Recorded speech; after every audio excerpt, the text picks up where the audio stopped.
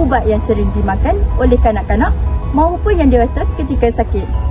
Tapi, pernahkah anda terfikir bagaimanakah sebiji ubat ini dicipta untuk kegunaan pegawai hospital?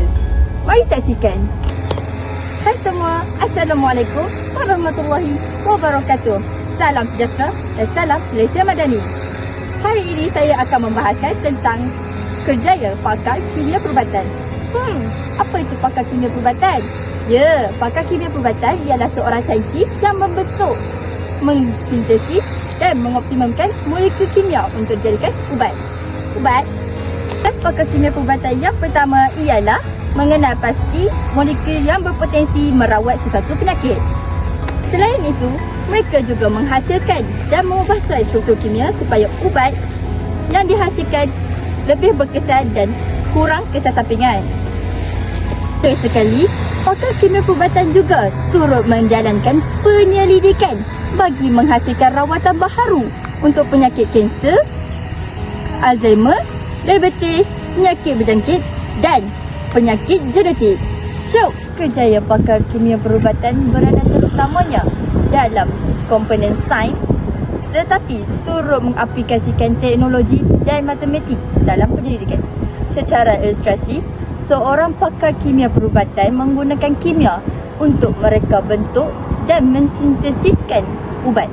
Seterusnya, mereka juga turut menggunakan biologi untuk memahami ubat bertindak pada sel dan tubuh manusia. Akhir sekali, pakar kimia perubatan menggunakan farmakologi untuk mengkaji keberkesanan dan keselamatan ubat. Oleh itu, kerjaya pakar kimia perubatan ialah kerjaya STEM yang menggabungkan disiplin sains untuk menghasilkan ubat baharu dan meningkatkan kesihatan manusia. Yeay! Untuk menjadi seorang pakar kimia perubatan, pelajar perlu mempunyai asas yang kukuh dalam subjek STEM, terutamanya dalam subjek kimia. Pada peringkat awal, iaitu pada peringkat sekolah menengah, pelajar boleh mengambil aliran sains seperti subjek kimia, iaitu subjek yang paling penting dalam pekerjaan ini, biologi, fizik dan matematik tambahan.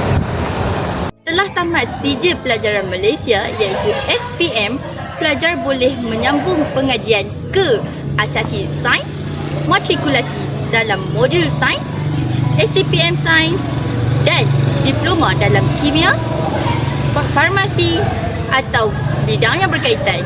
Seterusnya, pelajar boleh menyambung ke peringkat separuh tinggi iaitu peringkat ijazah sarjana muda. Pada peringkat ini, pelajar boleh mengambil beberapa kursus seperti ijazah sarjana muda kimia perubatan, ijazah sarjana muda kimia, ijazah sarjana muda kimia gunaan, ijazah sarjana muda dalam farmasi, ijazah sarjana muda biokimia dan ijazah sarjana muda sains farmaseutikal. Untuk pelajar yang berminat untuk menyambung ke peringkat yang paling tinggi, mereka boleh membuat pilihan sama ada hendak menyambung maupun tidak. Namun, jika mereka menyambung, pilihan yang diberikan adalah sangat digalakkan. Ramai pakar kimia perubatan yang menyambung ke sarjana ataupun master dan doktor falsafah maupun PhD. Adakah kerjaya ini mendapat permintaan tinggi di sesebuah negara? Jawapannya tidak semestinya. Permintaan yang tinggi bergantung kepada kekuatan industri farmaseutikal dan penyelidikan di sesebuah negara. Antara negara yang menyumbang kepada permintaan tinggi ini antaranya ialah Amerika Syarikat, Jerman, Belgium, Jepun dan China. Negara-negara ini mempunyai banyak syarikat bioteknologi, farmaseutikal dan institusi penyelidikan yang sentiasa memerlukan pakar kimia perubatan. Sekian sahaja dari saya, Siti Nur Amni Salwa binti Muhammad Sukaiman, mengakhiri perbahasan dalam kerjaya pakar kimia perubatan.